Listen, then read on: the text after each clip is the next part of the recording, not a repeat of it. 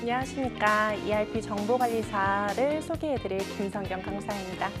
오늘은 ERP 정보관리사 인사 모듈에 대해서 소개해드리도록 하겠습니다. 자, 먼저 이론 부분에 대한 우리 범위부터 보실 텐데요. 자, 인사 같은 경우에는 경영혁신과 ERP를 포함해서 1급 범위에는 인적자원 관리의 확보, 그리고 인적자원 관리의 보상, 그리고 개발, 유지, 그리고 그와 관련된 법률 이해까지 포함되어 있습니다. 그래서 2급도 범위가 동일하다라고 지난 시간에도 말씀을 드렸었는데요. 난이도가 다르니까 그 부분을 참고하시면 될 것 같습니다. 자, 상세 범위를 한번 보시면요. 인사의 상세 범위로는 인적자원 확보 부분에 대해서는요. 인적자원 관리에 대한 정의와 내용부터 채용 계획까지가 포함이 되어 있고요. 그리고 인적자원 보상 부분에 대해서는 임금 관리의 의의, 그리고 소득세와 연말정산 익숙하시죠? 자, 그리고 세 번째, 인적자원 개발 부분에 대해서는요. 두 가지, 인적자원의 개발, 그리고 조직 개발에 대한 내용이 포함되어 있습니다. 그리고 가장 마지막, 인적자원의 유지, 노사관계와 관련되어 있는 부분은요. 근로시간에 대한 관리, 그리고 노사관계론에 대해서 같이 포함되어 있는 걸 확인하실 수 있습니다. 자, 그래서 2급 부분도 지금 전부 동일하게 주어져 있고요. 다른 부분은 2급은 객관식으로만 총 20문제, 지금 인사 모듈에서는 4문제를 제외한 16문제로 구성이 되어 있겠죠. 자, 이번 시간에도 기출문제를 보면서 인사 부분이 어떻게 출제가 되는지 한번 보도록 하겠습니다. 다음, 인적자원 관리 체계 중 기능적 인적자원 관리에 속하는 것은? 이라고 했습니다. 자, 인적자원 관리라는 것은요, 우리 조직 구성원들에 대한 관리라고 본다면 단순하게 설명할 수 있겠는데요. 자, 이 관리를 통해서 근로자의 능력 개발이라든지 또는 육성을 통해서 개인과 조직의 전체적인 목표를 일치시키는 목적으로 가져가는 것을 인적자원 관리라고 하고 있습니다. 자, 인적자원 관리에서는 기능적인 인적자원 관리에 속하는 것은 노동력 관리, 그리고 근로조건 관리, 그리고 인간 관계에 대한 관리, 그리고 노사 관리 이렇게 주어져 있는데요. 자, 그러면은 이미 답은 나왔습니다. 답은 나왔는데요. 자, 그 외에 지금 인사계획, 인사평가, 인사조직과 같은 경우에는요. 해당 부분은 우리 기능적인 인적관리가 아닌 조직적인, 과정적 인적자원관리에 속하는 부분입니다. 그래서 정답은 인간관계관리 부분이 되겠습니다. 다음 문제 보실게요. 근로기준법 및 고용보험법 등에서는 각종 법정수당과 그리고 보상금 등을 산정함에 있어서 통상임금과 평균임금 중에서 한 가지를 적용하도록 규정하고 있습니다. 다음 중 평균임금의 적용 대상이 아닌 것을 고르라고 했습니다. 그렇다면 우리는 통상임금으로 적용되는 금액으로 제공받는 부분을 보시면 되겠죠. 자, 지금 여기에서 말하는 평균임금으로 계산되는 부분은요. 지금 앞에 1번 재외보상 및 산업재해보상보험급여. 우리 흔히 산재라고 얘기하죠. 산재로 적용받는 부분은요. 우리 근로자가 지금 받고 있는 그 급여에 대한 평균적인 임금을 가지고 측정이 되는 평균 임금 급여이고요. 자, 두 번째, 출산 전후 휴가 급여 같은 경우에는요. 우리가 출산을 대비했을 때 또는 출산을 했기 때문에 휴가를 사용하는 경우에는 급여 지급 시에 통상임금으로 지급이 되고 있습니다. 그렇기 때문에 2번이 일단은 평균 임금 급여가 아니라는 걸 확인하실 수 있는데요. 나머지 두 가지도 좀 다시 보도록 할게요. 다시 보시게 되면요. 3번 구직급여 같은 경우에는 구직급여, 우리 실업급여라는 용어는 많이 알고 계실 겁니다. 자, 실업급여와 같은 구직급여도요. 우리가 평균적으로 받았던 그 급여에 대해서 일정 기간을 나누어서 우리 구하는 급여이죠. 그렇기 때문에 평균 임금 급여가 맞고요. 그리고 가장 대표적인 퇴직급여. 우리 퇴직금 산정을 하실 때 내가 받고 있는 가장 최근에 받고 있는 퇴직금, 3개월치의 퇴직금을 평균을 나눠서 구하시죠? 자, 그렇기 때문에 4번도 평균 임금 급여가 맞습니다. 정답은 2번이 되겠습니다. 자, 다음 문제 보실게요. 자, 다음은 퇴직연금 제도에 대한 내용인데요. 자, 퇴직연금 제도란 근로자가 장기간 근속하고 고령으로 퇴직하는 경우에 노후 생활의 안정과 복지 증진을 위해서 정기적으로 연금을 지급하도록 하는 제도로 확정급여형, 확정기여형, 그리고 개인형 퇴직연금의 3가지 종류가 있다. 다음 중 퇴직연금 제도에 대한 설명이 잘못된 것을 고르면 이라고 되어 있습니다. 자, 퇴직연금이라는 부분을 많이 보셨을 텐데요. 우리가 1년 이상 근무를 하게 되면 기업은 근로자에게 퇴직금을 지급해야 되는 의무를 가지고 있습니다. 그렇기 때문에 그 퇴직금에 대해서 미리미리 나중에 한 번에 지급하는 것이 아니라 기업에서 미리미리 적립을 해놓는다라고 생각하시면 되세요. 그 적립하는 방법 중에는 확정급여형, 자, DB형이라고도 합니다. DB형, 그리고 확정기여형, DC형, 그리고 IRP 계좌. IRP 계좌 많이 들어보셨죠? 자, 이렇게 3가지로 분류가 되어 있고요. 자, 이 중에 확정급여형 같은 경우에는요, 기업에서 그 통장을 전체를 관리를 해요. 금융사와 기업이 계약을 맺어서 전체적으로 어떠한 사원이 아니라 우리 기업 전체에 대한 퇴직금 추계액을 매년 또는 반기마다 계속 적립을 해두었다가 일정 사원이 근로자가 퇴직을 하면 거기에서 그 사원의 퇴직금만큼을 인출해주는 형태로 그 직원의 계좌로 인출해주는 형태로 가져가고 있고요. 그리고 확정기여형은요. 기업에서는 근로자에 대한 퇴직금을 대신해서 미리 적립만 해주는 형태로 되어 있고 근로자와 금융사가 계약을 맺어서 근로자의 통장으로 계속 적립이 되는 형태로 보여지는 것이 바로 확정기여형입니다. 자, 그래서 확정기여형 같은 경우는 퇴직자가 발생이 되게 되면 그 퇴직자의 아직 적립하지 못했던 그 잔여 금액만 추가적으로 적립을 해주거나 또는 현금 다른 형태로 지급을 하게끔 반영을 하고 있습니다. 자, 그리고 개인형 퇴직연금 같은 경우는 이러한 확정기여형, 확정급여형을 통해서 우리가 반영받은 퇴직금을 관리할 수 있는 계좌입니다. 그래서 아주 옛날에는 퇴직금을 통장으로 받으면 바로 꺼내서 쓰실 수가 있었어요.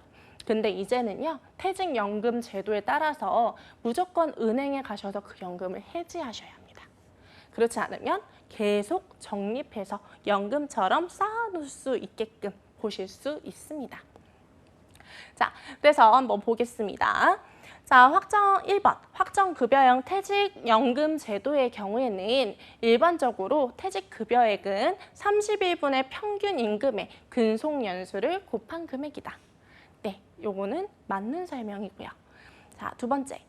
확정기여형 퇴직연금 제도는 사용자가 확정형 퇴직연금 제도의 경우에 사용자는 매년 근로자별 연간 임금 총액의 최소 10분의 1 이상의 부담금을 납입해야 한다. 이 부분이 틀렸습니다. 우리는요, 12분의 1만큼을 우린 항상 납입을 하셔야 합니다. 그래서 정답은 일단 2번이 되겠고요. 자, 3번 보시면 확정기여형 퇴직연금 제도의 경우에는 운용 책임이 근로자에게 귀속된다. 아까 말씀드렸죠? 근로자와 금융사가 계약을 맺는 겁니다. 그렇기 때문에 책임은 근로자한테 있습니다. 자, 4번째. 개인형 퇴직연금의 경우에는 퇴직급여액은 적립금의 운용 결과에 따라서 변동이 가능하다. 우리가 개인형 퇴직연금에 이제 퇴직금이 쌓여 있는 경우에 그걸 해지하지 않고 계속 가져간다면 운용에 따라서 금액이 더 늘어날 수 있겠죠. 그렇기 때문에 나머지는 전부 올바르게 설명하고 있습니다. 자, 다음. 급여의 지급자인 원천징수 의무자가 근로자에게 지급한 당해연도 총급여액에 대한 근로소득세액을 정확하게 계산하여 확정한 후에 이미 매월 급여 지급 시에 원천징수한 세액과 비교하여 과부족을 조정하는 절차에 대해서 정확한 명칭을 쓰시오라고 되어 있습니다. 자, 여기에서 주의해서 보셔야 되는 부분은 원천징수라는 부분이죠. 자, 원천징수라는 것은요, 우리 기업, 근로자가 근무하고 있는 기업 또는 근로자가 용역을 제공해주는 기업 등에 대해서 그 기업이 이 근로자를 대신해서 소득세를 먼저 납부해주는 것을 바로 원천징수라고 합니다. 그래서 우리는 매월 10일마다 2월 10일이라고 설명드리는 게 더 정확하겠네요. 2월 10일마다 그 저널에 대한 지급된 데이터에 대해서 지급된 급여에 대한 소득세를 반드시 신고하도록 되어 있습니다. 그걸 바로 원천징수 이행사항 신고라고 하고 있습니다. 그렇게 매월마다 신고되었던 그 소득세를 우리는 1년에 한 번씩 정산 처리하죠. 여러분도 익숙한 용어이실 거예요. 바로 연말정산이 정답입니다. 연말정산은 1년 동안 근로자가 납부했던 소득세가 실제로 이 소득자의 상황에 따라서 그 소득세가 너무 크게 납부된 건 아닌지 아니면 너무 적게 납부된 건 아닌지를 판단해서 우리 환급 또는 납부를, 징수를 더 하게 되어 있습니다. 그래서 우리 13월의 월급 이런 용어 많이 들어보셨죠? 요즘은 13월의 월급보다는 용돈 정도가 맞을 것 같은데요. 어쨌든 우리가 1년에 한 번씩 그 과부족을 조정하는 절차는 연말정산입니다. 자, 다음은 실무에 대한 내용인데요. 자, 인사 모듈에 대한 실무는요. ERP 인사 기본 정보 관리 부분과 플러스 우리 근태 급여 관리 그리고 소득 정상 관리를 1급에서는 그 출제 기준으로 범위로 보고 있고요. 2급은 소득 정상 관리를 제외한 우리 근태 급여 관리까지 보고 있습니다. 자, 실무에 대한 상세 범위를 한번 보시면요. 상세 범위에서 기초정보관리는 우리 회계편에서도 보셨듯이 시스템 관리가 같이 포함이 되어 있습니다.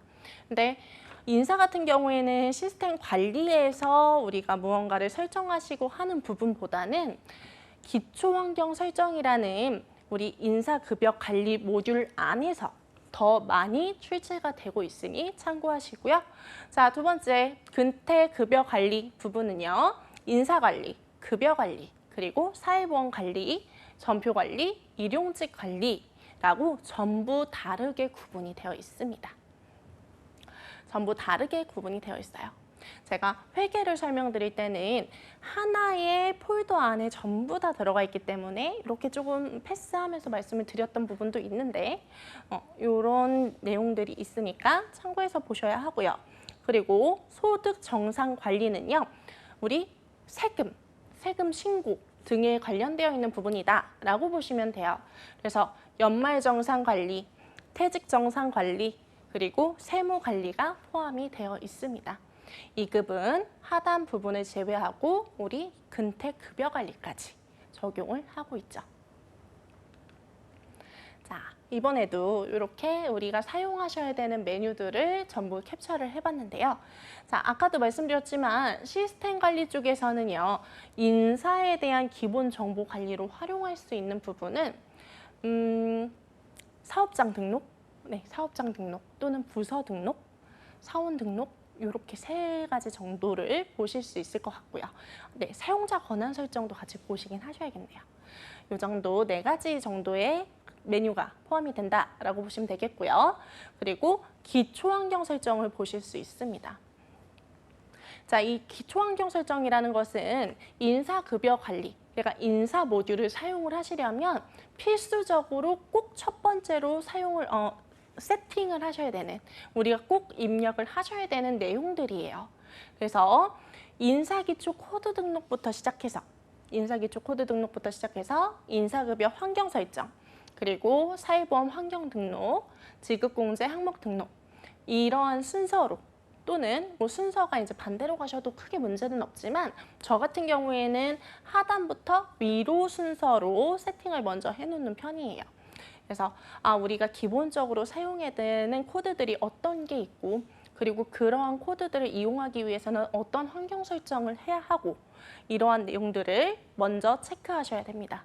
그리고 이 기초 환경 설정이라는 부분은요, 추후에 인사관리나 급여관리와 연결해서 다시 한번 출제가 되기도 해요. 네, 무조건 기본정보관리에서만 나오는 내용은 아닙니다. 같이 다시 한번 연결해서 나오기도 하니까 꼭 반드시 알고 계셔야 하고요. 특히 지급공제 항목 등록, 급상형 지급일자 등록은요, 급여관리 쪽과 연결해서 많이 출제가 되고 있습니다. 자, 그 다음에 인사관리 쪽을 보실 수 있고요. 인사관리, 그리고 급여관리, 그리고 사회보험관리, 연말정산관리 등 이렇게 전부 분류되어 있는 걸 확인하실 수 있고요. 여기에서 전표관리라는 게 있습니다. 자, 전표관리. 전표라는 것은 회계에서 사용되는 용어죠.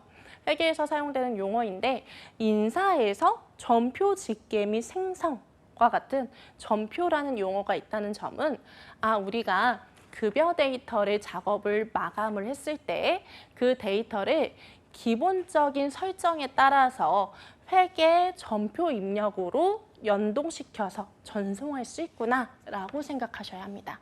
자, 다시 한번 ERP의 특징이 보이죠? 자, ERP의 정의에서 보셨던 통합적인 관리가 가능하다라는 점이 바로 여기서 보이고 있습니다. 자, 한번 기출문제를 보도록 할게요. 자, 인사 모듈 실무에 대한 기출문제 보도록 할 건데요. 자, 문제 보시면 2019년 기속연도 급여 지급공제 항목 등록에 대해서 지급공제 항목에 대한 설정을 확인하고 그 설명으로 알맞은 것은 무엇인가? 단, 지급공제 항목 설정 기준은 변경하지 않는다라고 했습니다. 자, 이러한 문제는요. 일단 19년도에 기속으로 되어 있는 급여 부분에 지급공제 항목 등록을 보기는 하지만 그걸 수정하지는 말고 그대로 봐요 라는 뜻이겠죠. 자, 그래서 이러한 문제가 발생이 되면요. 우리 좀 아까 말씀드렸던 인사급여 관리 안에 있는 기초 환경 설정에 지급공제 항목 등록이라는 메뉴를 보셔야 합니다. 자, 지급공제 항목 등록이라는 메뉴는요. 우리가 급여 관리를 하기 위해서, 급여를 작성하기 위해서 사용되는 수당 항목이라든지 공제 항목에 대한 내용을 이쪽 우리 지급 항목명이라고 되어 있는 부분 보이시죠? 이 지급 항목명이라고 되어 있는 부분에서 설정하시고 그 설정된 각각의 항목들에 대해서 계산식이나 특정 정해진 금액을 기입하셔서 나중에 급여 관리 시에 자동으로 반영될수록 하는 메뉴입니다. 자, 그래서 여기에서 일단 조건을 잘 선택을 하셔야 하는데요. 아까 문제에서 보시면요. 2019년도 기속연도에 급여의 지급 공제 항목을 보라고 했습니다. 그렇다면 우리는 기속연도가 2019년이어야 하고요. 그리고 급여 구분은 반드시 급여. 자, 급여 외에 상여라는 구분이 있습니다. 기본적으로. 자, 그래서 급여를 선택을 하셔야 되고요. 그리고 지급 공제 구분은 먼저 지급 부분 먼저 보시고 지급 부분에서 잘못된 부분이 없다면 공제로 변경해서 보시면 돼요. 근데 이때 주의하셔야 되는 점은요. 우리가 여기 위에 보시면 마감이라는 버튼이 있어요. 이 마감이 되어 있는 경우에는 이 해당하는 내용들을 우리가 수정이나 확인하실 수 없어요. 그러니까 반드시 마감 취소를 누르셔서 활성화될 수 있도록 먼저 만들어 주시고, 자, 마감 취소를 클릭하시게 되면요, 해당하는 창에 로그인 암호를 입력하라고 나타납니다. 이때 나오는 로그인 암호는요, 여러분이 그 프로그램을 실행하셨을 때 넣으셨던 암호예요. 저는 아무런 암호 안 넣었는데요 라고 하시면 기입하지 않고 확인 누르시면 돼요. 그러면 지금처럼 이렇게 노란색 이런 식으로 활성화돼서 보이는 걸 확인하실 수 있습니다. 자, 그러면 한번 어떤 게 답인지를 찾아보도록 할게요. 자, 1번 공공 기본급 부분에 대해서는요, 감면 적용 대상 지급 항목이다 라고 되어 있습니다.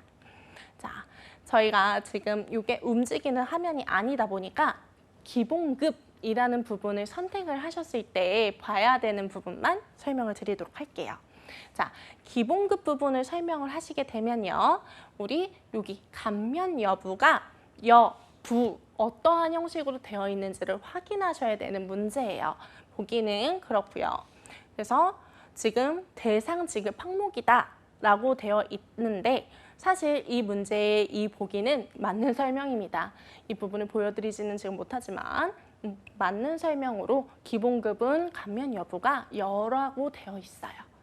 자, 그리고 두 번째 P10 연장 근로수당은 야간 근로수당이라는 비과세 적용 기준에 따라서 월정 급여에 포함되는 지급 항목이다 라고 되어 있습니다.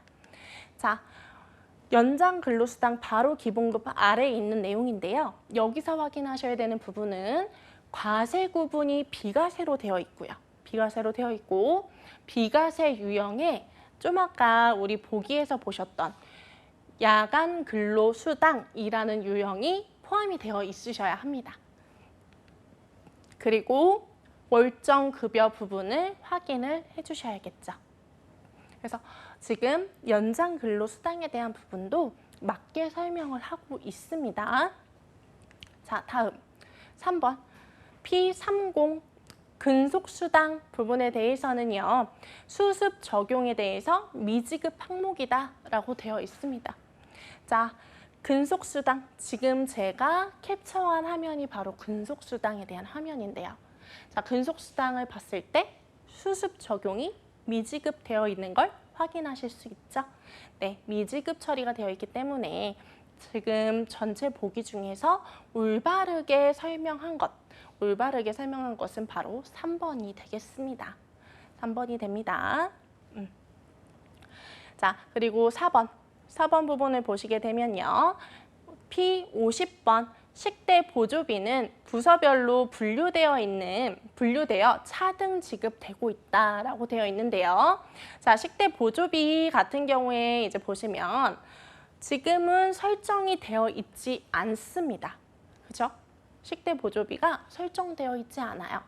자, 여기에서 우리가 지급 항목인지 공제 항목인지를 또 확인하실 수 있는 부분이 우리 코드 앞에 지금 뭐 P00, P010 이런 식으로 나와 있는 이 코드들이 앞이 P로 시작하는 부분은 급여에서 사용되는 부분이에요. 급여 지급. 그러니까 지금 P로 되어 있는 거는 지급 항목을 뜻하고 있는 거구나 라고 같이 보셔야 합니다. 자, 그래서 지금 올바르게 설명하고 있는 거는 근속수당 3번이 되겠죠? 자, 제가 아까 1번 감면 적용 대상으로 되어 있다고 했는데 아닌 거죠. 네, 미지급 대상으로 되어 있는 상태인 거예요.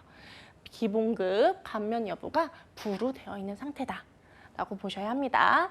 네, 헷갈리게 해드려서 죄송합니다. 정답은 3번이에요. 자, 한 문제만 더 보도록 하겠습니다. 당 회사는 보기와 같이 모든 사업장에 대해 사내 교육을 실시하였다.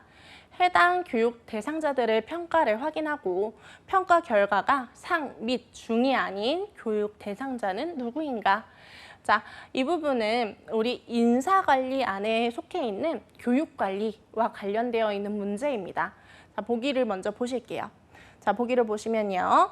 교육명이 지금 520, 으로 되어 있고요. 코드가 520이고 19년 상반기 승진자 대상 교육이라고 되어 있습니다. 그렇다면 우리는 교육관리와 관련되어 있는 현황물을 보시고 이 교육명을 조회해서 우리 지금 원하는 답을 찾으셔야 합니다. 자, 그래서 이때 활용하시는 부분이 인사급여 관리에 인사관리 안에 있는 교육관리 안에 속해 있는 교육평가라는 부분입니다. 자, 교육평가는요, 우리가 교육명을 체크해서 조회를 하시게 되면 그 교육 안에서 지금 교육을 받았던 인원, 그리고 교육을 얼마만큼의 시간, 일수와 시간이 얼마만큼 받았는지, 이수는 했는지, 그리고 그에 대한 평가는 어떻게 처리가 됐는지를 확인하실 수 있습니다. 그러면 지금 상이나 중이 아닌 사원을 구하라고 했으니까 지금 보시면요. 자, 해외 영업부에 있는 두 명이 지금 하를 받았네요. 자, 엄연애랑 길선미가 있는데요. 우리 보기를 한번 보시면 엄연애는 없죠. 없으니까 우리 정답은 길선미가 되겠습니다. 자, 이와 같이 우리 인사 모듈 같은 경우에는요. 특정한 부분을 확인하고 또는 특정한 코드를 설정하신 이후에 그 내용에 대해서 조회하셔서 하나하나 클릭해서 확인을 하시거나 또는 특정한 일자를 직접 입력하신 이후에 그 내용에 대해서 급여 계산 처리를 하시고 그에 대한 답을 구하시는 방법으로 출제가 되고 있습니다. 그래서 반드시 기초 환경 설정 부분은 꼭 보고 가셔야 합니다. 아셨죠? 자, 그래서 오늘은 인사 관리에 대한 내용을 여기까지 보도록 하겠습니다. 네, 감사합니다.